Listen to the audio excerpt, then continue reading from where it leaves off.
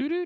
Okay, the record is recording. I've also clicked go live. We are live on the GeekNights. We got 2 people watching. It dropped off to 1 just now. Good, get out of here. All right. It's Thursday, January 11th, 2024. I'm Rim.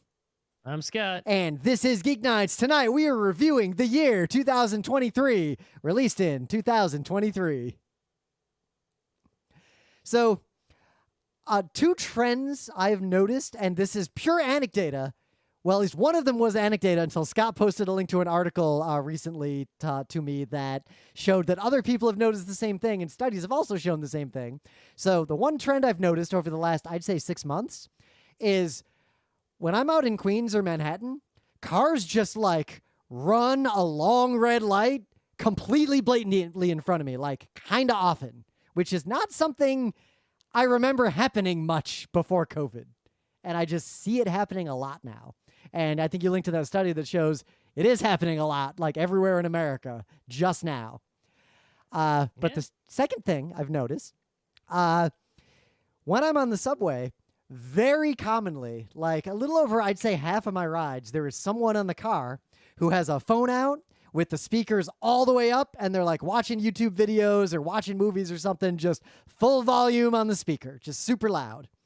And it's annoying. Like, that's an obviously antisocial thing to do, but I've noticed it a lot in the last few months, way more than I ever did. And today on my way home, the subway car wasn't that crowded.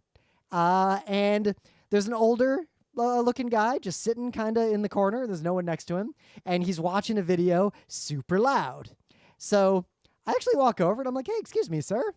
Would you mind turning that down? I just wanted to see. I was curious. He got super mad. No, actually he didn't. So you'd think this story is going to be, talk to a stranger. Old man, he can't hear. Yep. So he said no. He just said no. And then he paused a little bit, and before I wasn't going to continue to engage. Like, I was just going to give up at that point.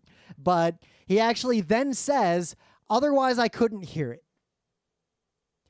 And then he says, and I'm quoting him exactly, they got rid of the headphone jacks on phones, so this is the only way to listen to stuff now.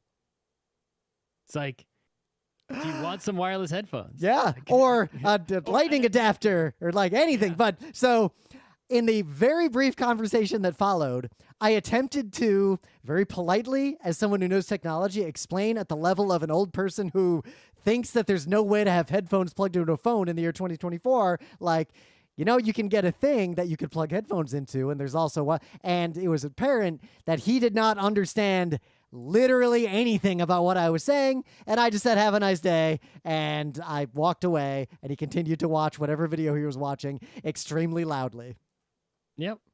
But I never considered, I always, I see people doing this a lot, and usually it's people who seem like they're kind of doing it to annoy people semi on purpose, or it's just really oblivious people. But I didn't consider that there might be a set of just old people who literally think that when the headphone jack went away, there's just no way to plug headphones into a phone. And there's no one would tell them otherwise. It's not like they're going to read a document. I watched there's a guy who's on YouTube he has some indie game dev company, and he used to work at bigger companies. And apparently one of our friends knew him. What's his name? The guy who on the YouTube thing, he has a really deep voice with the microphone. The guy with the Howard Stern voice. Yeah, that guy. So in one of his videos, he said that he talked about setting up a booth at a convention, right? And it was to demo their video game. And they had 2 setups, right? For people to play the game at, like at a small indie booth, right? They had 2 computers, which people could play the game demo on. And on one computer, they had a keyboard and mouse. On the other computer, they had a gamepad. And on day 1 of the convention, the young kids came up and couldn't figure out how to use the keyboard and mouse, and they were all using the gamepad. Right? Like, well, we got to go and get a second gamepad. So day 2, they get rid of the keyboard and mouse, just 2 gamepads.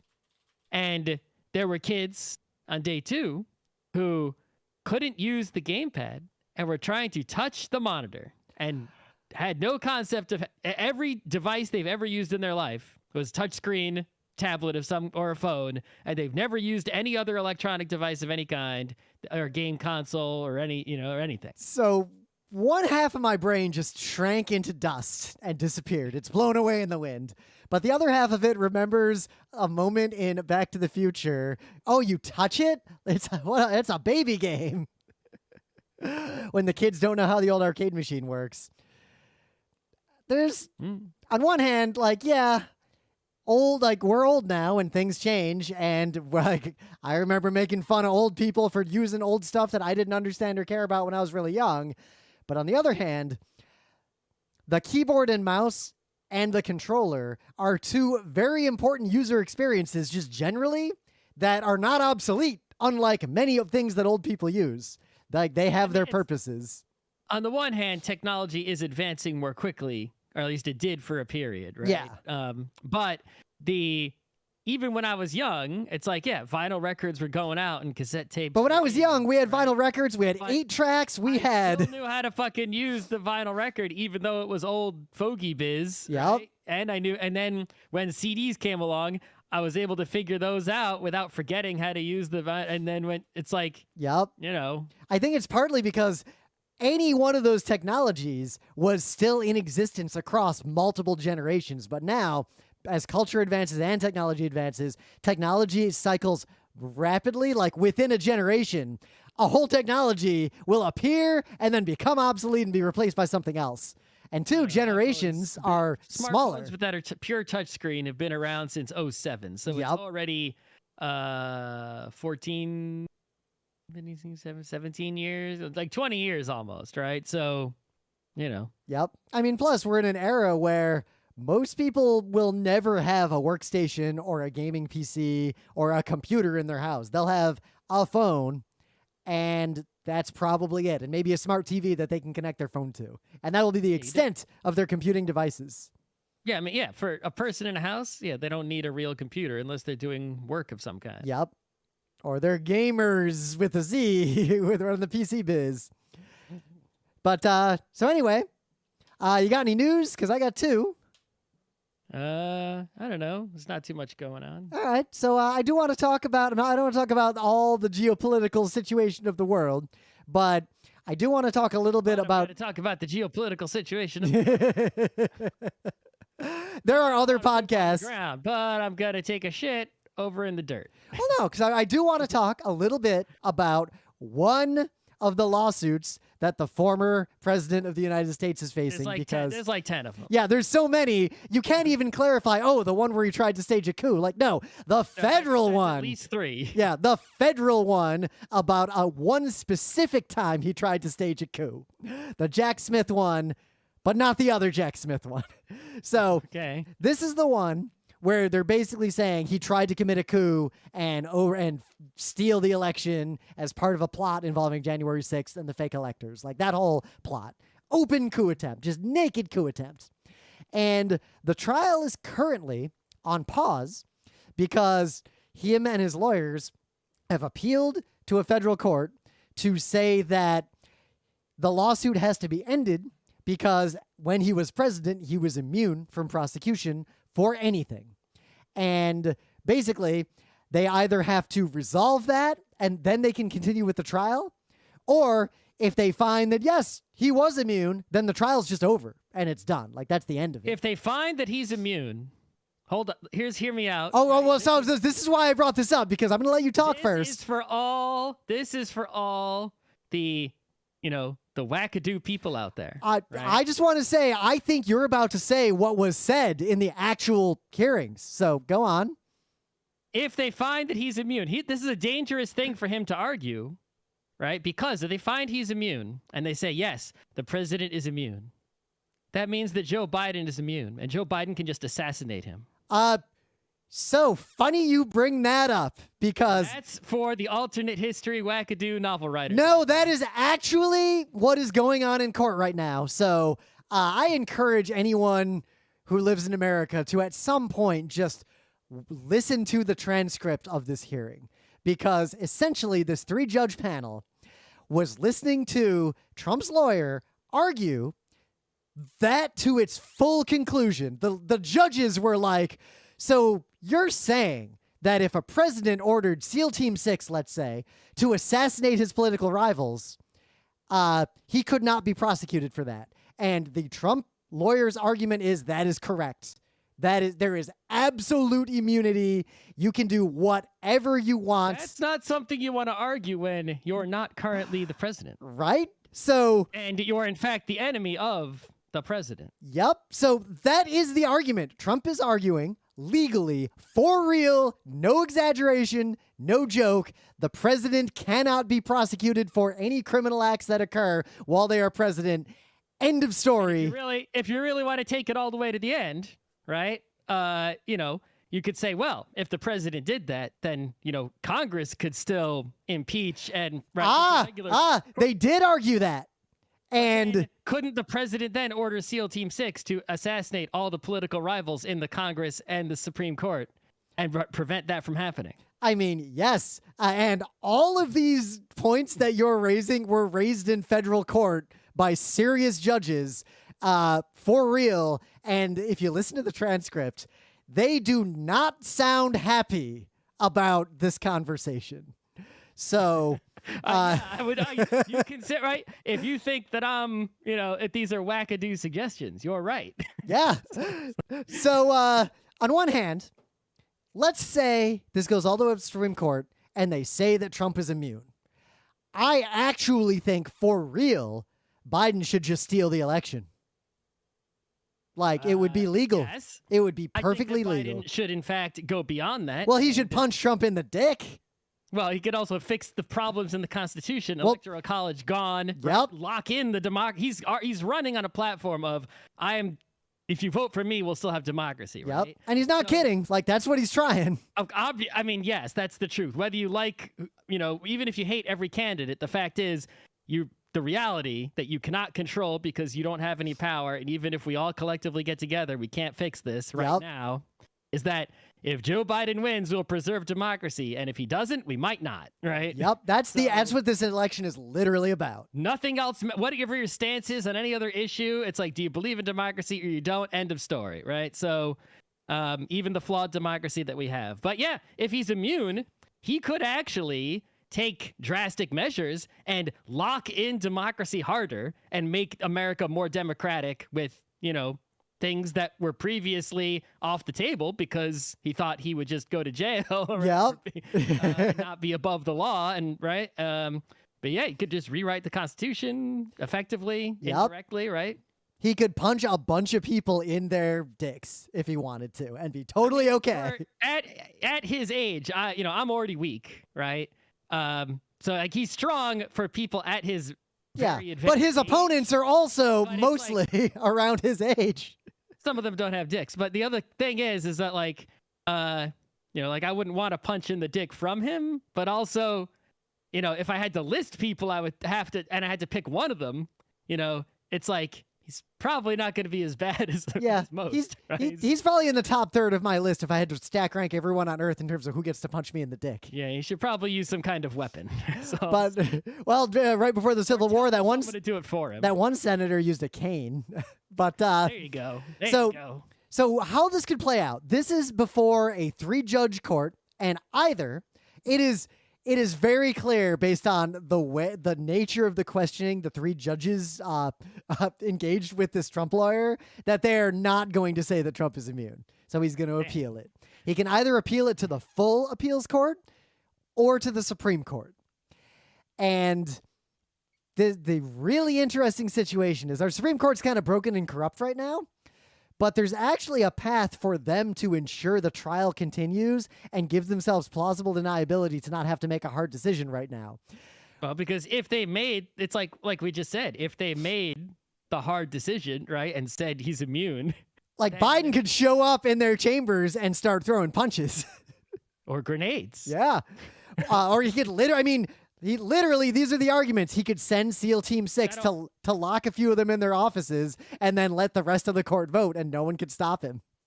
And he should, if they say that. Yeah. So one of the non-murderous options. Yeah. It's like the locking, lock half the Senate in a room so there's a quorum with the Democrats, and then the filibuster's gone, and then right? It's like, do that. Yeah, exactly. So Though a way this could go down that is actually pretty plausible and a good step toward democracy for real is that the Supreme Court is corrupt and really like doesn't want to have to say out loud how corrupt they are. So it's unlikely the Supreme Court would take this up and say, yes, he's immune. But it's also unlikely the Supreme Court will take this up and say, no, he's not immune, because they're afraid of the right wing that supported them and corrupted them in the first place.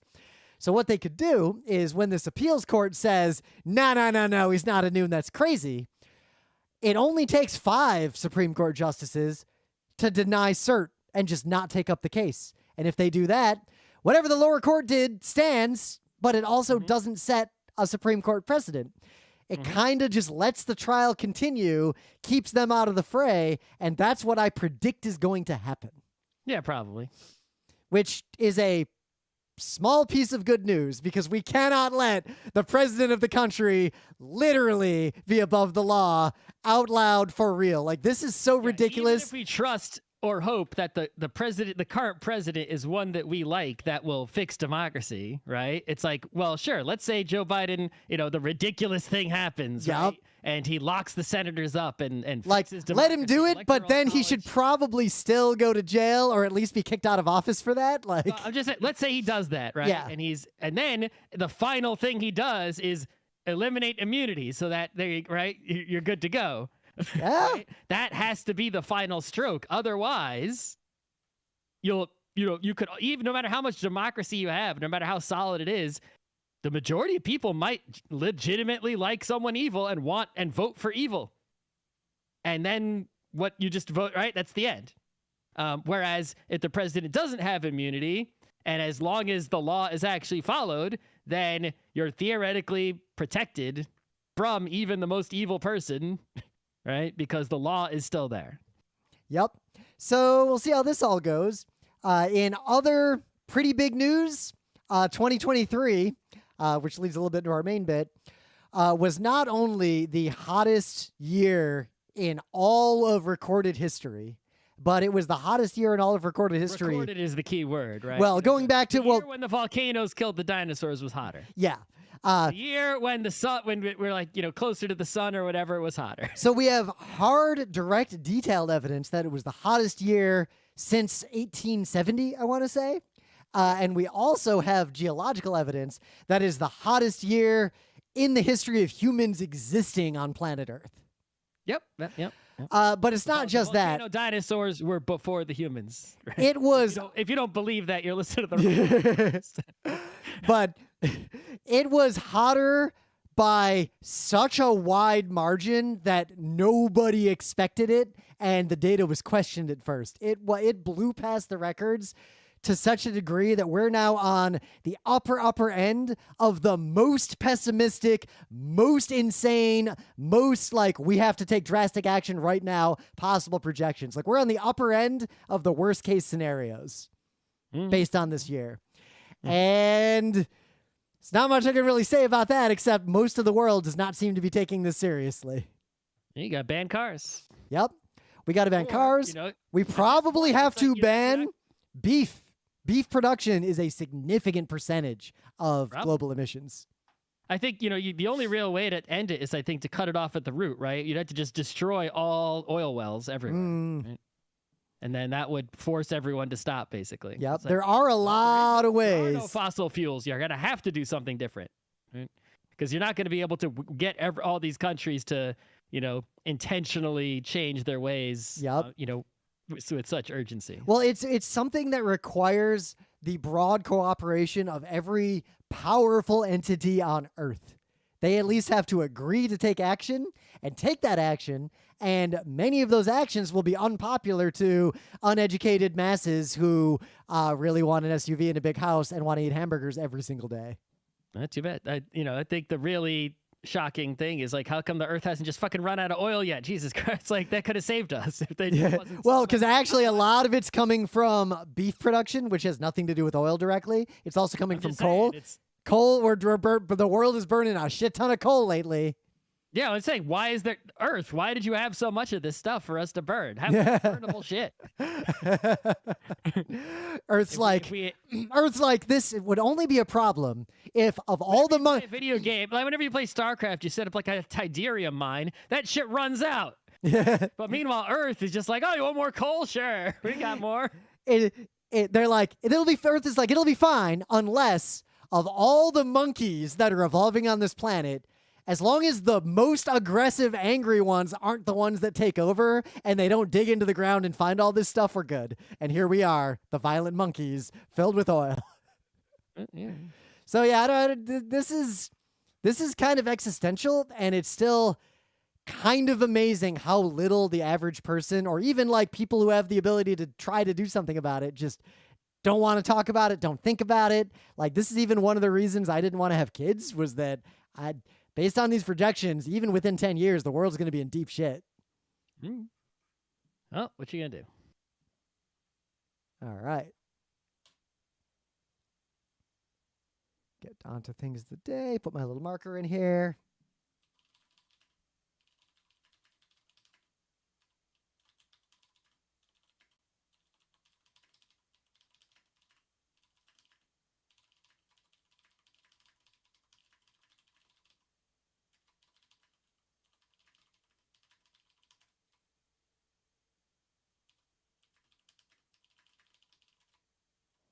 All right.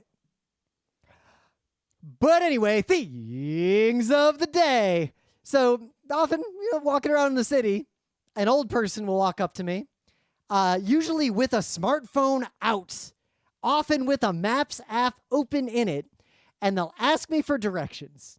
And the worst part about that is not that, like, I'm annoyed, like, all right, you have a phone. I'm just going to open the exact same app on my phone and type a magic string into it that you apparently didn't type. But also, they'll ask me, like, names of places or names of streets like I would know them. Like, I don't know the name of any street unless it's one of the numbers that is going in a particular direction, or is like one of the avenues I use a lot, or it's part of like one of the major grids. I don't know the names of any stores I don't go to. Like, unless it's a restaurant I've been to or think about, I'm not going to know where like some random office is, but yet it happens a lot. And this video is a short skit that basically portrays every single thing that old people asking for or giving directions do in these conversations. It was very real watching this short video. So what do you got? Here's an award-winning short animated film about a sauna, and the sauna has a long list of rules that people must obey, which public saunas often do, right? Because you don't want to go... People are going in there to relax and sweat it out. They don't want someone going in there like on their phone, blasted music, peeing on the rocks, etc. Right? Yeah. And it's just a funny short animated film, and it's covered in all these award, leaf thingies, because it's that kind of thing, right? There you go. I like a good sauna. I haven't been in a sauna in a while. And I wanted to go back to good old Spa Castle, but the report from our friend who went there recently, after it like got renovated, is it's still mostly filled with basic people getting drunk and screaming instead of people quietly enjoying baths. So I feel like I'm for someone of your exorbitant means, there must be some sort of private spa castle that isn't full of ruffians. So they're more like American spa, like the kind of place a rich lady would go to like get a treatment, and not the style of public bathhouse that I actually like. There are. Why don't you make a private public bathhouse then? Yeah, I can put that in the hopper. I'll put that in the hopper with all those video games I'm going to make, all that other real estate I'm going to buy. I'm just saying. There is a really good Russian bathhouse downtown that I could just go to, but it's men only, so couldn't bring all our friends. All right, in the meta moment, the GeekNights Book Club book is Walk On Girl, The Night is Short, as made famous by the anime that you all watch because we reviewed it. The Night is Short, Walk On Girl. So far, I like it. It's following along what I thought from the movie pretty well, and I haven't read enough to have much more of an opinion yet. Yeah, it's pretty similar to what the movie was. I guess the movie was a close adaptation. Oh, I didn't realize you never saw Penguin Highway. Nope. Oh, Penguin Highway was all right. It's a movie that is thick with one specific allegory that it just pushes the entire movie. Other meta moment is MagFest is nigh. It is currently Thursday, so a week from today, we will be at MagFest. Yep. In National Harbor, Maryland, Virginia, DC. It's all the same fucking place. Yep. You know where it is. The place of the gazebo. It's MagFest. So, and if you were thinking about going to MagFest or have a hotel but did not buy a badge yet for some reason, they are on the verge of selling out. I don't know if MagFest has ever sold out since it moved to the Gaylord. I don't know, but this MagFest, I got the feeling it's going to be cray-cray. Well, look, PAX Unplugged was cray-cray. Like, the number of people that showed up compared to projections, like, it's not just COVID is wound down into a long tail and people are emerging back out. People are, like, aggressively going back out to catch up for lost time. I feel like this MagFest is going to be absolutely crazy.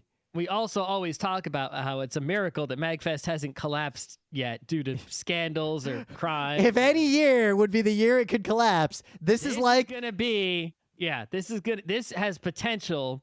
This is like dumping not a straw on the camel's back, but like a pile of bricks on the camel's back. After the camel was having an easy time. So this, I'm not going to, this MagFest thinks that this is just going to be another MagFest, right? But I think that there is a non-zero chance this could be the last MagFest, right? Because something could happen with this mass amount of people, bigger than ever before, crazy times, etc. That might undo them. I mean, my whole... Or at least severely damage them. For as long as I've gone to MagFest, I treat every MagFest as though it might be my last because I'm always afraid something's going to happen to MagFest. But more so now than before. Yep. Right? Well, I don't think it's above 50%, but no. It's like... This is the most dangerous MagFest. It's going to sell out, etc. Yep. We're doing a bunch of panels. We'll bring a bunch of video equipment to do some stuff. I'm hoping to play some Dance Dance Revolution at, say, 5 in the morning on a few days. Mm-hmm. One other meta moment is I have ordered some GeekNights logo stickers. Oh, yeah. Those were looking pretty good. Yeah. I mean, I basically just took the logo and I made the borders thicker a bit so they would look better as a sticker. And then I told them, hey, all the yellow parts, make them like shiny gold. And they're like, all right, we do that. Perfect. Yeah. Right. So, it should be a high quality sticker. They cost me like $1 each. Yeah. All right, that's about what our business cards cost. Yeah, they might arrive in time for MagFest. Ooh. Right? Who knows? We'll see. But I guess if you really want to put the GeekNights logo on something with adhesive, maybe I'll just send them out because it's only $1, or I don't know. I'll only order like 100 of them. Yeah. So, whatever. I figured, why the hell not? Whatever. Yeah. All right. So, there's a lot of Thursday shows we could do, but it's the start of a new year. We had a previous year, and I've always liked the idea of doing like a retrospective, like a little bit more of a personal episode and talking every about journalistic outfit in the world does, year in review, best of year, etc. Because that's an easy way to pump out a bunch of content during the holidays, even if you don't use machine learning to do it for you. And that's the first thing to talk about in 2023. Yep, machine learning. The year, technology-wise, it was the year of machine learning. It was, and what's fascinating about it is, on one hand, a lot of people I encounter in my personal life and my professional life they're both mad and worried that it's going to cause problems, and they're not wrong, but they're also like mad at the most specific, tiny steps that it's taken now. And they're radically underestimating that everything these machine learning algorithms have been doing in 2023 are going to look pathetic and obsolete like 6 months into 2024. Yeah, you think about the kind of, upside downiness that happened when people started Napster and just sharing files. And it's like, oh. The entire music industry like inverted and exploded over the span of about 6 months. Yeah, wait until someone clicks a button and a brand new, completely original hit song comes out written by nobody. You're going to see a AAA video game completely developed, start to finish, released and maintained by a machine learning model within 15 years, guaranteed, if the world still exists. Yeah, it's, We'll see how what happens. But unlike the cryptocurrency, which is the previous tech hotness, I guess, popular thing, this is actually legitimate. Which It sucks works. because there's a problem, and I've seen this a lot, but I didn't realize it was a pattern until now. The crypto bullshit explosion and now AI showed me something. Whenever there's a new technology buzzword, irrespective of if it's a real technology or not, there's a certain class of douchebag guy who makes their entire identity around it and then basically is a scammer or a huckster for that thing. And that's not just true in technology, but that's just true in general. Is like whenever there's some sort of hot new thing, right? Whether it's a new diet trend or a new sport like pickleball. Oh my God, pickleball! Right? Any new thing that becomes popular, Beanie Baby, right? A new fad of some kind. Somebody somewhere, right? Either legitimately the true believer believes in it and makes it their identity, or get rich quick huckster, right? Just goes all in on it, hoping to get rich quick. Right? And ride the wave with the right time. And so, but whether the thing that they're riding is legitimate, right? It doesn't matter if that fad diet actually works or not. It doesn't matter if it's cryptocurrency, which is bullshit, or machine learning, which whether the uses of it are good or bad, it works. But I guess the you pattern can accomplish things with it for real. What sucks is like I've spent my entire professional career pushing back against cryptocurrency. I was on the original working groups in capital markets when Bitcoin appeared, and the whole finance world was like, at least the technology parts of finance were like, is this a thing and what should we do with it? And I looked into it like in the early days and I determined no, and I pushed back as hard as I could. And I stemmed the tide as much as the tiny amount of power I had could stem it. But the scammers who were selling their cryptocurrency were wrong. Like it's all fake and it will eventually disappear. So you can just write them all off as scammers and they'll eventually lose all their money and fail or go to jail or something. But with AI, it's the exact same kind of person. And in fact, many of these AI luminaries, I'm making finger quotes, we're seeing out there, are literally crypto bros who made a bunch of money because they ran the scam early and then they got out and they're pivoting to this and they think they're geniuses. The problem is, I'm a genius. I looked at the thing that was most popular and then I associated myself with that popular thing. And when another thing becomes popular, I will associate myself with that thing. But that will be my life. With cryptocurrency, whatever is currently hot. With cryptocurrency, they would make up ridiculous claims to trick people. And eventually those claims will be found to be false. And like people realize it was a scam. The problem is these people are making ridiculous claims about machine learning. And they don't know anything about machine learning. Like they have no idea how this stuff works. But because the technology is evolving so fast, a lot of the things they're saying are ending up true, even though they literally do not understand how it works and are just saying words. Like it is evolving at that fast. Its capabilities are getting exponentially better, like on a quarter by quarter basis. Right. It all comes down to like, hey, what data set can we apply this to next? And there's a lot of data sets out there that it has not yet been applied to. Every time someone thinks of a new one, something wild happens. Right. But with 2023, we went from only like technologists thought much about ML for real. But by the end of 2023, like half the people I know are running local machine learning models for various purposes, like on their GPUs, like trying it out. Like it is being adopted. There's also 2023 was, I want to get away from technology just for one bit. This was the transition from the COVID pandemic world to, honestly, at least for me, living my life the way I did before. Like I've pretty much gone back to, with a few very specific changes. Like I've started going to COVID is way bad. It is. I got my shot recently, ostensibly immune, but also I'm fully at the point where I do not take any precautions that I'm not intending to take for the rest of my life. Like, I really don't. We just had to, it's like, yeah, the flu was, a horrible pandemic as well. And, way back in the day, it killed a shit ton of people and it still does.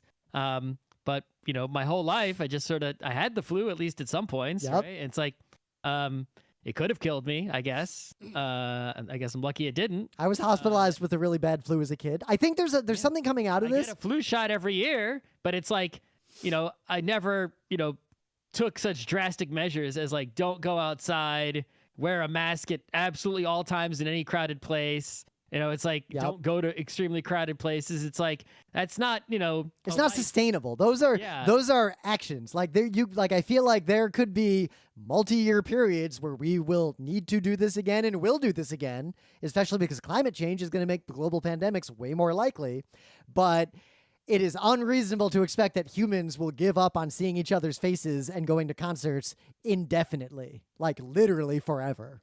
Right, so it's like at this point, as shitty as it is, right? Because there are people who are, have immune disorders and whatever, and they're very at risk, much more at risk than everyone else. And now they were already dangerous for them to go into crowded places before, and now it's even more dangerous because there's yet another thing that could kill them, right? And we could protect those people with various measures, but it's like, it's sort of the same thing with like peanut allergy, right? It's like, yeah, we could all stop eating peanuts everywhere, but it's like at some point, it's not a victim blaming thing. It's just like, look, all of society, if it was most people who had peanut allergy, then yeah, right. But when the numbers are that low, we can't be, turning society upside down. Nobody eats peanuts because somebody might die from it, right? But at the same time, we do need, and it's sad that this became, in many parts of the world, a partisan issue where one political party will do it and one won't. That's just how, that's a whole other can of worms. The thing is that, there's the people who, do you care about other people, right? And it's like, if you don't care about other people, then your attitude is like, yeah, fuck other people. I ain't wearing no mask or getting any. But like in the year 2020, someone who refused to wear a mask in public, that is an evil, dangerous person because that was a crisis. That's like parking your car in front of the fire hydrant and then a giant fire breaks out and you refuse to move your car. Yeah.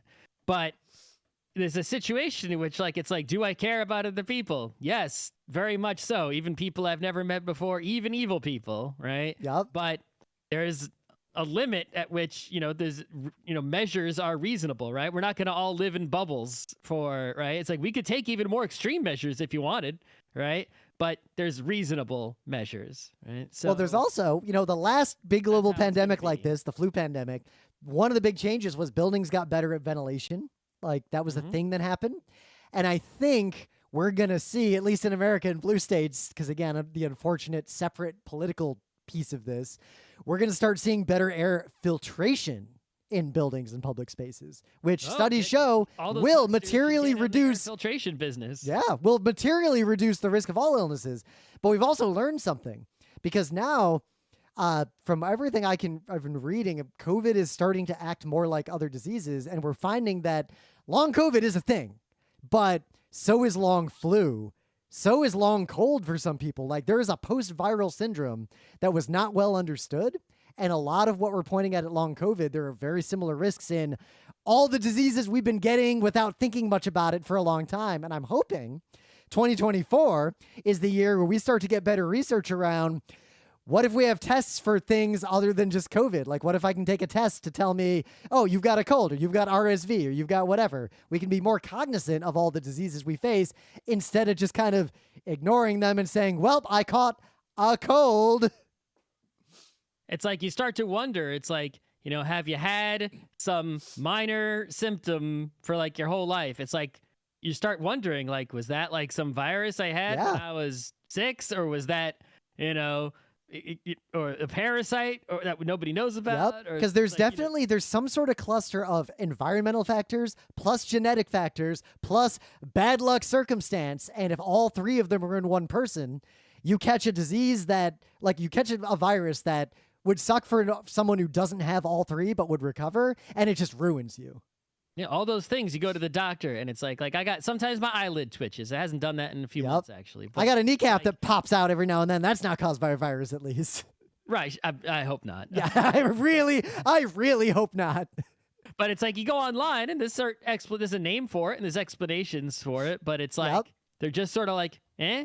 But it's like, who knows what could, Well, there's a small patch that more things might be caused by Well, look at Michael J. things really Fox. realized. His disease, his syndrome, was caused by a virus that just a bunch of people on the set of like a TV show or a movie got once, and a bunch of people who got that cold on this shot ended up getting the same illness as him, and that was a cluster, and that's where they started to identify these kinds of factors. So I hope society learns from that, but this was definitely the year, like, at the start of the year, I went to a masked PAX. By the end of the year, I went to an unmasked, extremely dense, possibly the most dense PAX I've ever been to. I went to concerts, like a bunch of concerts. Like, I'll admit, we kind of, in the second half of 2023, just went all out going to things. And I'm going out to all kinds of things. that's why GeekNights has been a little spotty. Like, we were doing stuff a lot, and we're doing different stuff. Like, and all our friends are doing stuff. It's like we're making it, well, it's not like we are kind of making up for lost time. It's almost like I got used to being stuck at home, and there was this moment around June where I thought, wait a minute, I can just go out and do things. I went out earlier than June. Yeah. I started going out, like, we started eating at restaurants without masks, like, around March, April this year, like, regularly. I say it was by late April, May is when we just started going out to everything like normal, completely like normal. Anyway, let's see. In the entertainment world, right, of the Geek Nights Tuesday, Wednesdays, Thursdays, right? Video game land, it was pretty much Tears of the Kingdom of the year, and everything else, Yep. Tears of the Kingdom was a year-long, like, experience. Like, that game just stands out as game of the year. Other than Marvel Snap, I guess, is what I played the most, and then everything else. Still gotta go kill Ganon. Like, I kind of just haven't yet. I could go kill Ganon right now, but I just, like, I don't really want to go over there, right, Yep. I got a couple little quests I still want to do, and then I'm going to go kill Ganon. Maybe I'll kill him soon. There were some other games, the Quake 2 updated. The Mario Wonder came out also, but Tears of the Kingdom is just like that. 2023 is that game, and every other game is like also ran. For some people out there are like, what about my Baldur's Gate 3s or my, whatever. It's like, no, sorry. I mean, well, the thing is, there are games that did not come out in 2023 that loomed large for me in 2023, because Emily and I played both Disco Elysium and Night in the Woods, like, on the couch together. And I'm increasingly enjoying doing the thing like we used to do in college, where someone's playing a game on the couch and the other person's just watching. It's like a local couch live stream, and it's a good time. But both those games really stuck with me because I knew Disco Elysium was about communism and the things that I'm always mad about, and I was right. But Night in the Woods is about the exact same thing. Like, those two games are really about the exact same set of ideas. Way more than I thought. I played Night in the Woods, and I haven't played Disco Elysium, but it doesn't look like it's about the same thing. They're about the same thing. What was that? What's the Union up to? What was the deal with the tooth? All right. Okay. TV. I don't watch television. Yeah. We watch a lot of like one-off shows. Like the new Castlevania came out, but I gotta watch that. It's real good. It's a different kind of hyperviolence, but there's continued hyperviolence. Movie-wise, I actually saw for some reason this year, especially recently, like the past few months, like a fuck ton of movies. I just kept going to the theater all the time, right? There was like the Wes Anderson movie, Asteroid City. Yep. Wes Anderson was actually there when I went to see it. There were, we saw Boy and the Heron. I guess did we see that this year or last year? That was 2023. It came out last year, yeah. Right? There was the Barbenheimer deal, which I didn't see either one. Yeah, we wanted to, and then stuff came up, and we didn't get to go to the theater. I will watch both those movies. Yeah.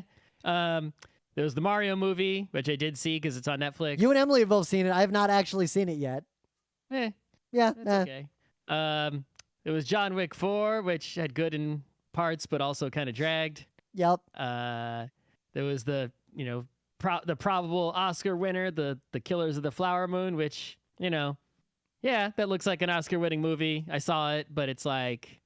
One thing, though, that stood out in cinema, particularly animation, is that, we had Spider-Verse 2, which... That was the movie. That every other movie of 2023 is below the Spider-Verse. Like, I don't want to be hyperbolic, but Spider-Verse 2, for a lot of reasons, listen to our review if you want to hear us be weirdly, gushing about it. You know, It's the one of the production of it. it's was one of the hard better show. movies I have ever seen. Is just what I'm I'm gonna not say. gonna go that far, but it was One of the definitely- better is a pretty broad It was space. definitely the best movie of 2020 that came out in 2023. But that we've I saw. got it, and we've also got that Teenage Mutant Ninja Turtles movie, which is a good movie. It's not like as good of a movie as Didn't see that Spider-Verse, one.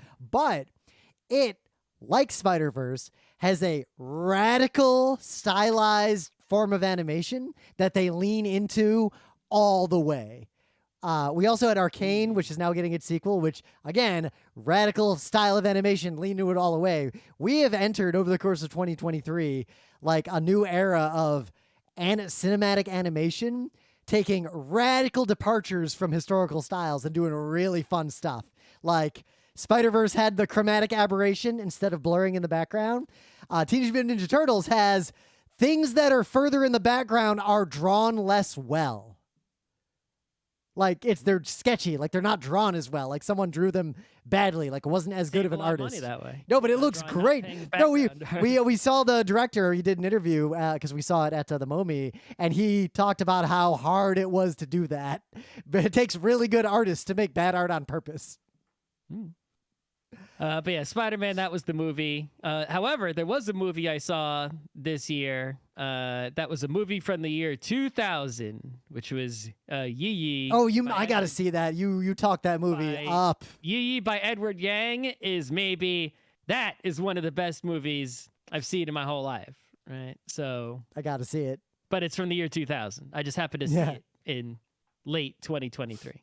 So in terms of like personal life, I did it like this was a year 2023 where I specifically had a goal of leveling up 2 things in my life. They're not important things, and there are other things I was trying to better myself or do, but these are 2 things I specifically did. I wanted to ski for real at like the biggest mountain, so we went out to Vail, and I actually proved to myself that I'm not just shit talking. I'm a fucking amazing skier. Like, it was so easy out there. Go win an Olympic medal then, Mr. Amazing Skier. I mean, I'm an amazing skier. I'm not an amazing ski racer. That's a different skill. Dude, there are Olympic skiing sports that aren't races. Yeah, well, I mean, tricks is not something I do. I like skiing. I like skiing trees, but basically, I spent my whole life. Is it a trick? I spent a whole life skiing in the East Coast in some of the worst conditions on Earth. And my whole life, everyone said, "Oh yeah, if you learn to ski on the East Coast of America, you can ski anywhere." And going out to Vail, yeah, you could if you learn how to ski at like fucking Hunter Mountain, you can ski anywhere. It was so Why easy. don't you go to some French Alp then? I wanted to, and I'm going to probably in the next year or 2, like for real. I'm making plans. Last year, though, there was no snow in the Alps because of climate change. You can go to French Alp, and I'll go to French Beach. And 2, because Overwatch is currently the lifestyle game, like the esport that I play, I try to only have one at a time. Though I did dip back into Counter-Strike a little bit. I forgot how much I like Counter-Strike. But in 2023, I specifically tried to get good at Overwatch, as in play a game and then watch the replay of the game and figure out where I fucked up. Then watch a video from a pro on the character I was playing to see like what they would have done differently. And I've been like iterating and taking notes and trying to follow a cycle of practice and training. And you know what? It worked. I got way better at Overwatch. Like way better. Yeah, way faster than I think. Practicing at things works, people. Yeah. I should practice things more. I just don't have enough time. You gotta, the people who are the best at things in the world, it's because they do mostly one thing. Yep. Right? Look at an NHL player. We're doing too many fucking things. So Igor Shesterkin good at any of them. is a goalie. He is a goalie. Yep. Get hit with puck on purpose. That's Yep. Good at being hit with puck. We put up the new GeekNights website, which is heavily flawed, but better than the old website, which is why I decided to put it up, despite it still being kind of busted. And, no one's paying me to make it less busted, so I'm taking my own pace at doing that. Yeah. You can help if you want. You make some pull requests, but no one has. So Yeah. But it's fun because partly, the website doesn't matter that much because, GeekNights is a podcast. People don't use websites, right? The website is mostly an RSS feed generator, and that functionality is incredible and perfect. So Yep. Yeah, I got to say, the back end, the old site worked, but it was showing its age, and it was real easy to click a sequence of things that would break the episode and like cause a problem. The new website just works. It saves me a lot of hassle.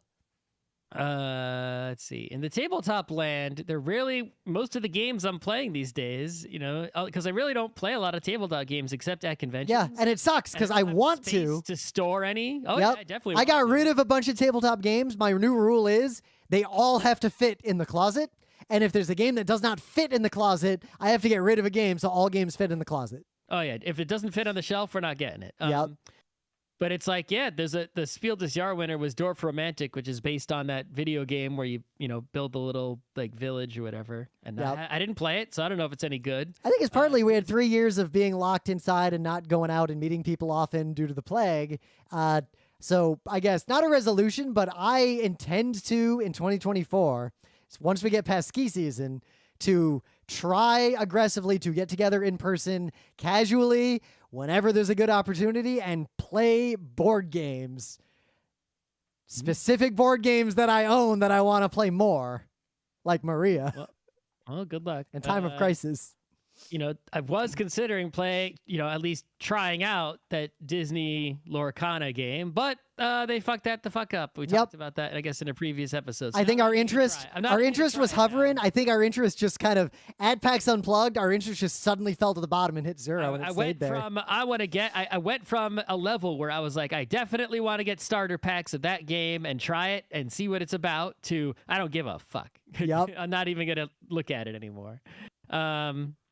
Book-wise, we read a bunch of books. The book club was humming since we finished Tale of Genji. We did several book club books. But books that came out in 2023, pretty much just the Iliad translation. I don't think the other books we read were books I don't that think came so. out Well, one of the Murderbot books came out in 2023. Maybe two. That's true. Did the sequel to The City We Became, was that a 2023 book? Pretty sure. I haven't read it yet. It's sitting in my Kindle. I read part of it. So maybe, I think that's that. Comic books. There's still Asadora by Urasawa. That's coming out. I've been reading that. I actually have not been reading a lot of comics. I have been watching a lot of anime and animation, however. Yeah, there was the Chainsaw Man. We talked about how there's more of that that's out now. Yep. I had a few minor personal accomplishments. Like, I always said, don't run marathons because they're bad for you. And I am never going to run one again. Like, I made that hard decision. All right. So everyone clip it. Yeah, I think you can. Again, we're going to play the clip. On one hand, despite like not training too hard for it and just relying on my natural athleticism, like I got a great time. Like, and it was really painful at the end because I had injured myself. Like, it's hard to not injure yourself running that far. But I ran through the pain because I wanted to finish. But all the pain aside, in the last 3 miles, it was really, really easy. Like, it just was not a challenge to do, which I think I feel really good about my level of physical fitness as a result. But the 5 weeks of recovering from all the injuries I accrued running it was, I expected it would hurt me. But it caused a surprising number of injuries that took a long time to heal, that running even like 13 to 18 miles never happened to me in my life. Just adding those six or so more miles beyond that point was like flipping a switch from that was difficult and rewarding to that caused damage. But it was a good experience, and I don't regret it. I'm glad I did it once. Another thing like skiing, I was able to prove, yeah, I could do that. Instead of being the person who says, I could do that, I just don't wanna. I can say, I could do that, I did it once, and I'm not gonna do it again. Just like when I made that AMV.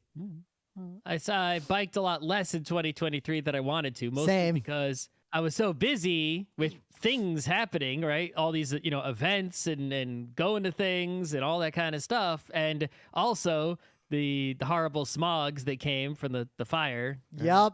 The smogs and the fire, and just generally, like, 2023 was the year where, in my personal anecdotal experience, the radical weather changes started to be noticeable and unignorable from climate change. Like, things were different compared to previous years. Yeah. But so in 2024, though, I did just, in 2023, I turned off temporarily the virtual bike MMO, but I just turned it right back on just now. So, yep. No, I'm already planning bike trips for this year because I also did not bike enough because I was doing other things. We went to the beach. Yep. We went to East West Unplugged. Yep. We I went to LA on London a couple Thanksgiving. times. Like I'm doing business travel again. Like a lot of normal life stuff from before COVID came back. Sports wise, the Rangers lost in the first round of the playoffs, and then they were super good regular season, and now they're starting to fade a little bit, but it's 2024 now, so that doesn't count. Yeah. But yeah, I think a lot of sports in general in 2023, and even now, like going into now, there's just like a big upheaval, I think, in a lot of the different sports, right? College football is having the biggest upheaval of all. Yep. It's like being completely reorganized by television people for money reasons. Yep. and whatnot. Baseball rule changes are speeding up the game, is what we saw. Yep. There's just, there's just like huge, it's like, it's like, I think 2024 will actually be quiet compared to, 2023 in terms of all the crazy sports biz that went down everywhere. I guess the PWHL was announced in 2023, right? But now it's in 2024, it started, right? Yep. It's happening right And now. it's great. Like coworkers are talking about it. Like I see it around. Like I'm watching the games with the same pre-game excitement and enthusiasm that I watch the NHL. One thing that I did die. we both didn't die, Continued. which Us we're still here, still doing. still here.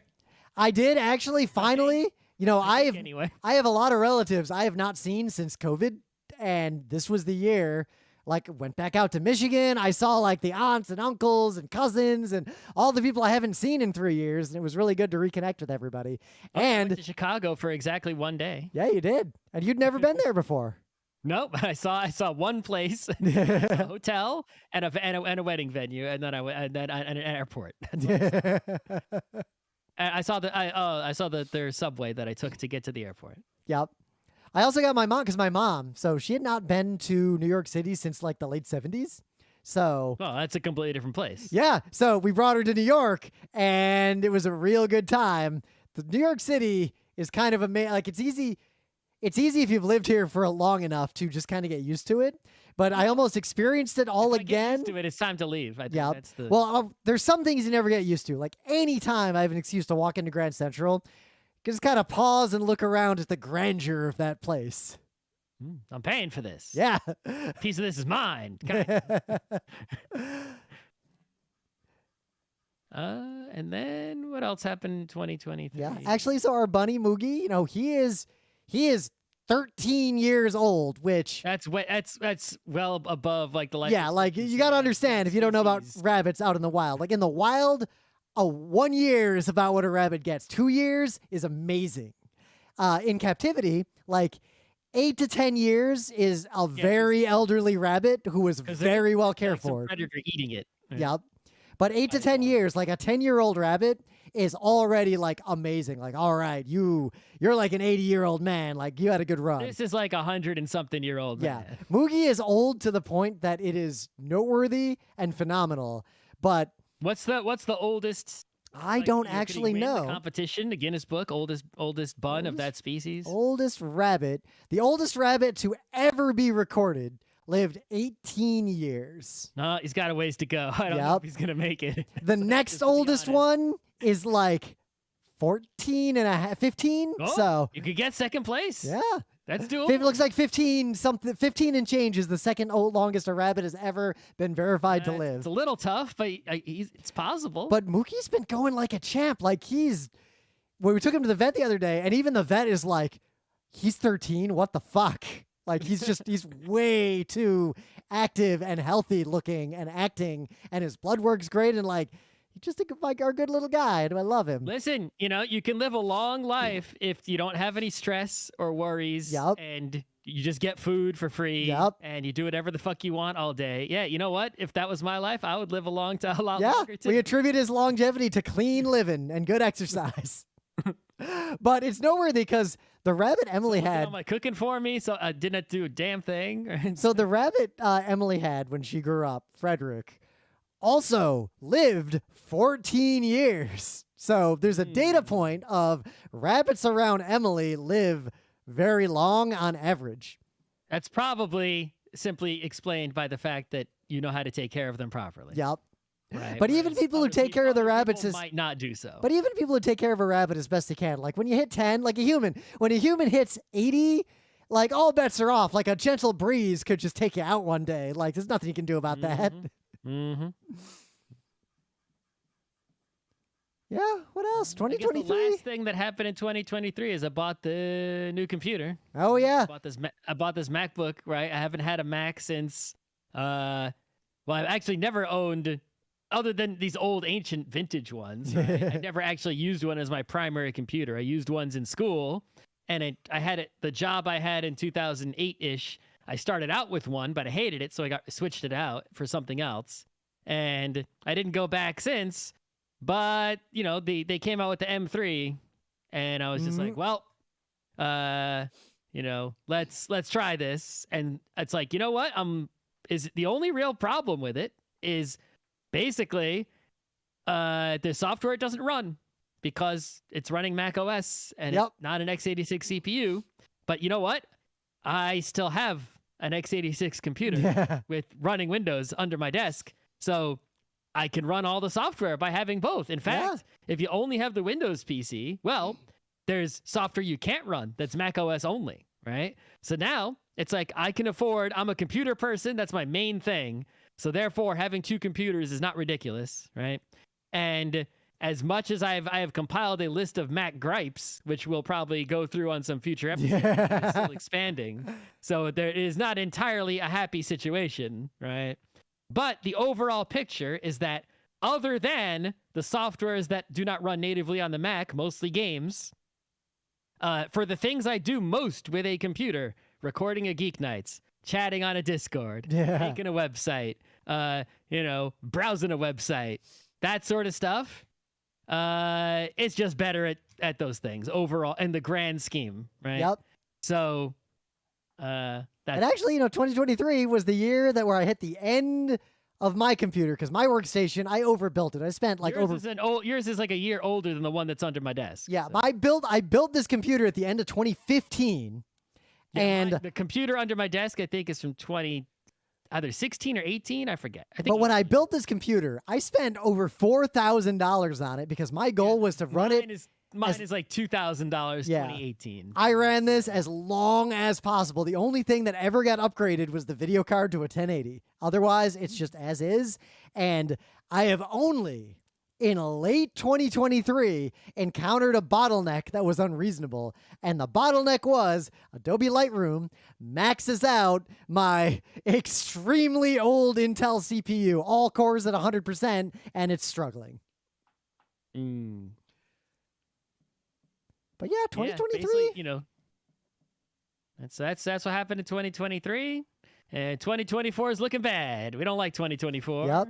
I can make some predictions. The main thing I predict. We can predict. Okay. So I do predict Joe Biden will be the president. Like I think we're gonna. I hope so. Considering that Trump has said out loud he's gonna Hitler like directly. I sure hope so. Yep.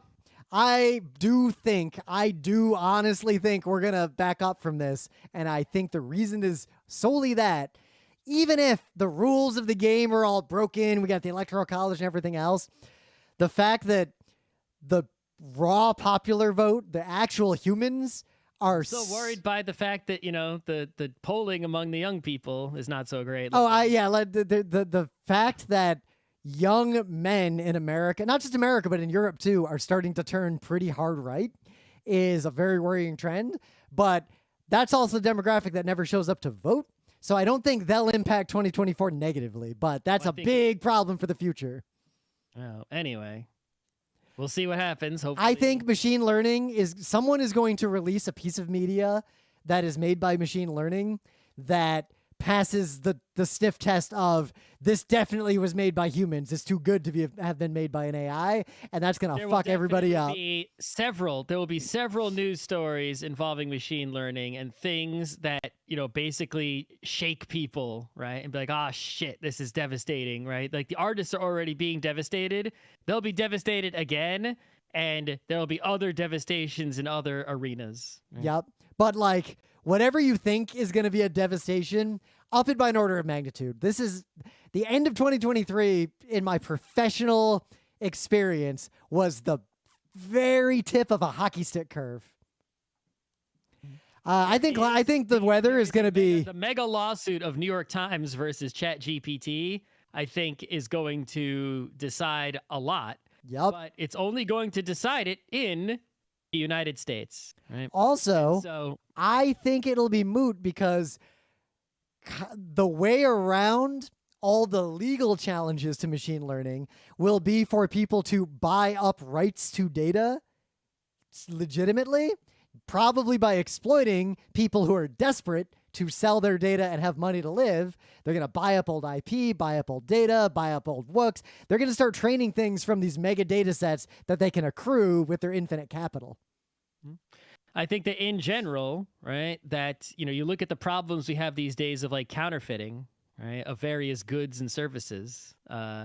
It's like it's going to be a tough time for anyone who is doing intellectual labor if the people who do the physical production labor of things and the actual selling and run stores can just replace you with an AI to generate. It's like, oh, we want to sell a board game. Well, we'll just tell this AI to make a new board game, and we're the one. We can just print it. We don't got to draw any art. We don't got to design any rules. We're the printer. No one can replace us, right? Yep. And what are you going to do about it? And the people who think for a living and create for a living or for fun, it's going to be tough times because several years worth of human creation is basically on a computer and can be mined repeatedly. The end. Yep. I think Twitter will be forced to cease operations in Europe by the end of 2024. Oh yeah, 2023 was the year that Twitter died. Yep. Now the corpse is running around. I stopped using it when they made TweetDeck not free because TweetDeck was the method by which I was able to see Twitter in the way I wanted to see it, which is tweets from people I follow and no one else, and no retweets because that's a tweet. I remember the day it happened because one of our friends was like, and no ads. One of our friends was like, "Up, was gone." Like I just stopped going. Yeah, deleted it. Yep. And the thing is, I didn't go anywhere. Like I used the Fediverse and a bunch of things to read content and subscribe to stuff, but I didn't migrate from Twitter to another platform. I just walked away from platforms and took a hard look at my media landscape and am continuing to evolve how I engage with social media or media. Yeah, I'm still slowly actually progressing on a new personal web presence that it's taking me a long time. You saw how long the GeekNights website took, right? But I started strong with my whole cluster of the microblog and my own toots, but I didn't go beyond that first step yet. Like I just did the earliest experiments. Yeah, I'm trying to make something that will last, you know, the rest of my life as long as the web still exists and maybe even longer than that, right? So, and it's like, am I missing out? Do I need it? It's not urgent in any kind of way. Right, so no, because honestly, you know what I'm replacing the time I used to spend reading Twitter with? Reading articles on specific websites where I went to the URL on purpose, reading books, playing video games, hanging out with people. It's like, you know, I tell people that people don't listen, and it's like, all right, I see where you're coming from, but it's like, you know, if there's something you enjoy, right, and you know you're like spending a lot of time on it, and you legitimately like it, right? Try, like, let's say it's an app on your phone, like a social net. Let's say you're an Instagram flipper or something like that, right? Try fucking delete it, right? Just delete it, and like maybe set a reminder on your calendar for like a week, right? Yeah. Or a few, even just a couple days, and that calendar reminder could be like reinstall Instagram, right? Or decide if you want to reinstall Instagram and see what happens over the course of those few days, right? And it's like, you might be enjoying it now. You love it. It's like, that's not wrong, right? you may find that if you delete it and in a few days be like, did I miss it? Right. And I have found personally, at least, that every time I've just, it's hard to, there's evidence of this, like studies that show like willpower will not help you change your behavior. Right. Changing your environment is how you can change your behavior. So by deleting an app off the homepage of my phone, I'm changing the environment. Yeah. It's like, I'm going to stop using that app. And I found that every time I deleted apps that took a lot of my time and that even if I was enjoying them and I didn't want to delete them, that I quickly forgot about them and my life was no worse. It's like, try it. I'm just saying.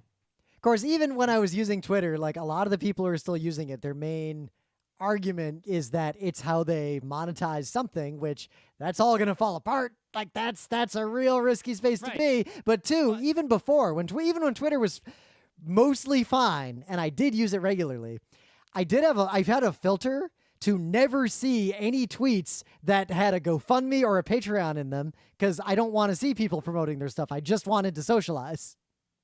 Even people I followed who did both. I didn't want to see their products. I only wanted to see their earnest conversations. And the trouble now... That's a whole show episode, but the point is 2023 was the year that Twitter died.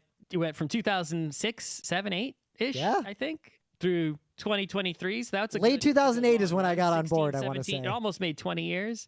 GeekNights started before Twitter, and it lasted longer than Twitter. GeekNights has survived. GeekNights is like the Eastern Roman Empire. It's just somehow still there. The rest of the world keeps rising and falling around it, and no one pays attention to, wait, how long has Rome been sitting there? The listener pointed out to me that sometime in, I guess, 2027, 8-ish, something like that, right? We will have been making GeekNights for more than half of the time that we have been alive. The funny thing about that is the time I ran the RIT Anime Club feels like it was a really, really long time. That was a few years in college. 2 years? The time we lived in Beacon feels like this era of our lives. That was a few years. 3 years, yeah. Maybe. Now I've been living here for 13-ish years with the same rabbit who's great for 13 years. 2009, right? Yeah. Life's, we're getting old. We're the old people, but yet we're still doing our thing. We're going to keep doing it because I like doing it, but we've gone on for way longer than a normal episode, and I'm hungry. That doesn't matter. I'm waiting for the Chinese food to show up. I'm going to go cook some grilled cheese in a little bit. And then there's a hockey game at 8 today, which is why there's a hockey game at 8. Don't have to rush for that either. Yep. I have to do a work meeting from home, a really short one at 8, and then I can watch the hockey game. All right. Well, I hope everyone has a 2024 that doesn't suck. Yep. And I hope your 2023 was as good as it can be considering the hellscape. Yeah.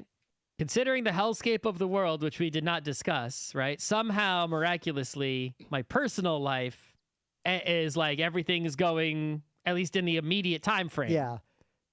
Well, partly because for me personally right now, I'm very fortunate and thankful. I hope it lasts. Yeah, because I feel very guilty having that kind of life in like a hellscape world, right? Yep. But even for us, like being very well off and privileged and like just very lucky. A few years ago, 2020 was like this nightmare, terrifying year where like we didn't know how things were gonna go, and we were locked in isolation, and it was just a really weird place. 2021 was almost better because I was used to the isolation at that point, and I'd like gotten into it like I had a life that was designed around we don't ever go anywhere or go outside. 2022, I was getting sick of that shit and I really wanted to go outside. 2023, I actually started going out.